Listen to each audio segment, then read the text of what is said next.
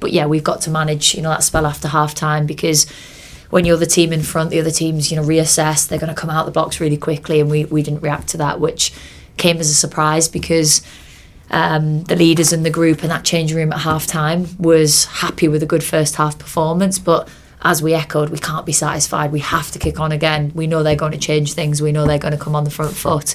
But yeah, we've obviously took that sucker punch at the goal, and then it's killed our momentum for a spell.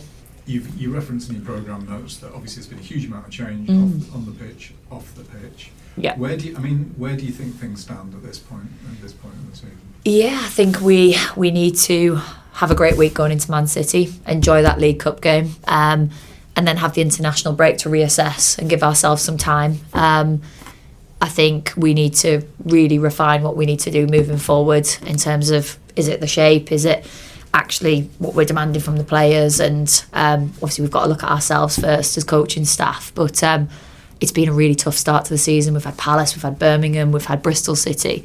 I look after that break and see us playing Ipswich, Durham, Sunderland, Portsmouth, so games we can gain momentum in. But I think you've seen from all the games, the performances have been there. Yes, the results haven't, but we've been toe-to-toe in every game. But obviously it makes it even more disappointing we haven't got all 3 points. We were here last year, we talked about too many draws, and obviously you're getting a draw today, but you'll probably be pleased to get a draw in the end. What a strike from Lois Joel as well, who I thought was very good today. Overall though, when you say you want to redefine things, what exactly do you mean by that? I think you're right, and I think we probably redefined the midfield today anyway, which I thought was a real positive. I thought Lois gave a lot of balance in the six and actually helped us get Jordan and Morgan a little bit higher, so then you could see that creativity really play out in the first half, which was a massive strength. We obviously went with the front three that ended the game against Palace, and I thought 3 of the girls did well in the first half. But again, we switched it, hoping for the impact from Freya and Beth. Liz and Jazz obviously came on. I thought gave good energy to the midfield in the second half, which probably gave us that extra fuel to kick on towards the end of the game. So yeah, we've just got to look at multiple factors. But yeah, obviously, as we said, we've navigated a lot of change. It's just stabilising probably from the change we've made. Would it be fair to say, and you can slap us in the face if I'm wrong, but would it be fair to say that you're not sure of your settled 11 yet? I think we've got such a talented group of players. There's various options we need to keep working with. I'm not set on starting 11 right now. I think there's some key players that we are really certain need to be in the starting 11 every week, but there's been flexibility probably in our approach, and yeah, there's probably spells of the game where you think, oh, that player did really well, or actually that front three looked really good, but we haven't quite got the 3 points, so it's hard to really put our finger on it. Well, you've got Morgan and Jordan obviously now getting fitter and more in tune with everything. That's got to be a good bonus for you.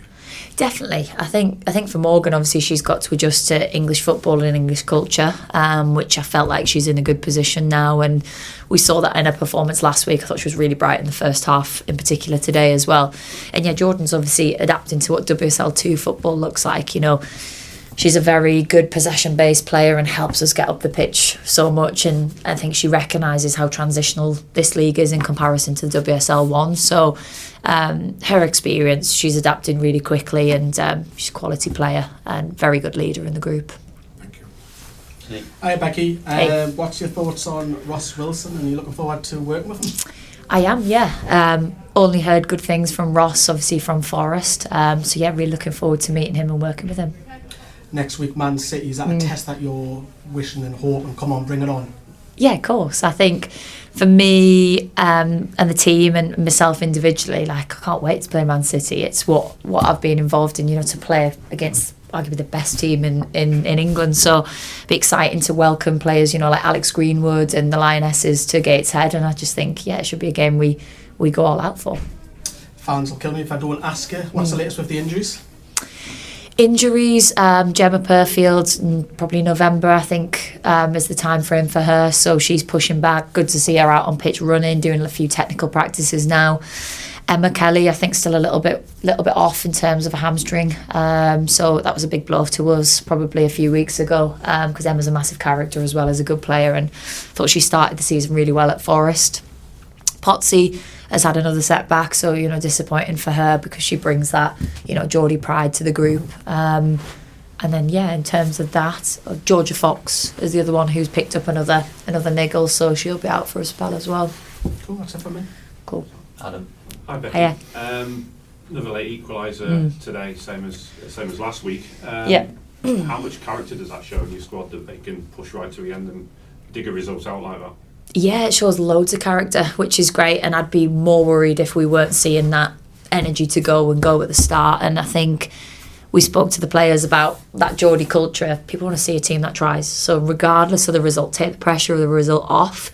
We want to see a team that'll go and go and go and go, and the fans will be proud of that. And I said to the players at the end, obviously they're disappointed, just like myself, but I said, you've got to look how loud the fans actually clapped you off the pitch today. They just want to see a team that will go right to the final whistle. So credit to the players, they've got that in them to dig deep, which is brilliant. And it was always a worry when we've removed, at the start of the pre-season, removed kind of Geordie heart of players. Will we still see that in new players that come in? But I have to say the girls have got that in abundance, and we've just got to keep working with it. Yeah, talking of that sort of Geordie pride, as it were, adopted Geordie already. Oona Sevenius, that's 2 goals in 2 from her, and the crowd were really taken to her, haven't they? Yeah, she's brilliant. She's such a positive girl. Like, everything is just a joy to be here. She loves Newcastle already. She's come in and she's got tons of enthusiasm for football, for this football club already. So I think she's someone that just got it straight away, which is, brilliant to work with a player that scored 2 and 2 now. Obviously got the quality and played at Euros. So if we can marry that together, the passion and the quality, that's exactly the type of player we want. And someone who's quite adaptable on that front line. You've had her on both flanks today. She can play through the middle as well as part of the team. Yeah. So again, as a manager, that must be quite refreshing to have somebody who can sort of adapt to those tactical changes. Yeah, you want players that are versatile. And she'd be really pushing to add her goals tally throughout the season. So yeah, it's a brilliant signing from the recruitment team and Ben and Grace and myself, obviously, bring her in. And just finally for me, next week against Man City, does that? I don't want to use a term, but it's kind of a free hit, isn't it? So does that give you the opportunity to maybe change some things and try some things out? Yeah, I think there'll be some players that are really chomping at the bit to play, who haven't had as much game time. So I think that's a good opportunity to give them an excellent chance against a really good WSL team. Equally, we need to be competitive in the game and we need to be starting strong. So we'll have to get good balance in terms of that. But yeah, I'm sure everyone will be excited to play against that level of player. Absolutely, thank you. Cheers. Hi Becky, it's good to see going back to 4-3-3, the formation last season we did really well against. Was that a decision that you wanted to do straight away, or is this just an experiment? Yeah, I think one of our best performances was Charlton when we were in the 3-5-2, but I think at that stage it was probably we want to give the players as much confidence in how we play, and 4-3-3, 4-2-3-1 are very common systems that the girls have played, thousands of games probably in their careers together, to give that real chemistry and build those connections, not have them think about too much other than what their performance individually looks like, instead of really understanding the role in terms of wing backs and playing with a front two and what that looks like. So it was to almost give them that little bit more freedom and confidence to go, okay, let's see what we look like in a 4-3-3. We always had kind of the 3-5-2 as a primary solution this season, and looking at the 4-3-3 as a secondary. At the minute we're working with the 4-3-3. We might look at a 3-5-2 again, but I think it's good to have versatility across 2 different shapes. Probably Eddie Howe does 2 or 3 different shapes a game, so we've got to be versatile. Yeah, that's good. And the next question is obviously Man City next week. Yeah. Is it more you're going to go out for like a positive and angry? Well, not angry, but more forwarding to go at City to go for the 3 points. Yeah. Is it more like?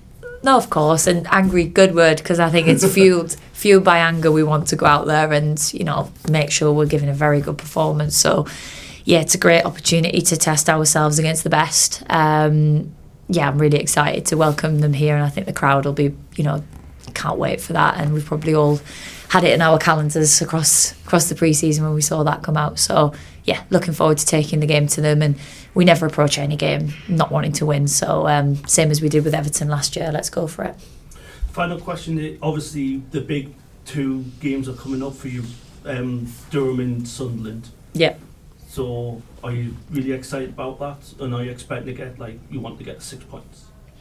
definitely. You know, last season it was an aim to get 6 points from both. We managed that with Sunderland, but the Durham ones were two fixtures that were really disappointing. I thought the game at home at Kingston Park, I thought against Durham we were, you know, by far the better team, and then we didn't react well at Maiden Castle in the away fixture. We went 1-0 up, and then we probably fell into all the traps we expected to be set, so it was really disappointing. But they're both local derbies. Both teams are excited to play again, obviously, and they're competitive, and I'm sure fans look forward to them in the diary as well. Thank you, that's all.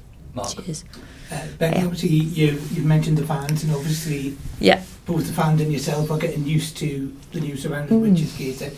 Do you think that you and the squad have got settled here? Because a few home games now. Is it now starting to feel like home? Yeah, it's starting to. I mean, it's a great place to play football, and as we said, the pitch is the biggest thing. The pitch is amazing. It's like a carpet to play on. But I think for us, obviously, we didn't have a single pre-season game here, so we haven't had that rhythm to really find our feet yet, which will take time. But again, another promising performance. The fans are brilliant here, and I felt that was probably the noisiest game in terms of the fans today. I think Bernie was there with the drum, wasn't she? So she was getting the atmosphere going. But I felt like it will take time. But unfortunately, football, you don't have time. You have to keep getting results, and we need to kick on. And obviously, you mentioned the Sunderland game coming up there. Yeah. Are you hoping that the Geordie faithful can surpass the crowd that we got back in March? 100%, you know, if we can fill it, that would be unbelievable. So I think let's go for it. But in the meantime, one game at a time. And but I'm very much looking forward to that.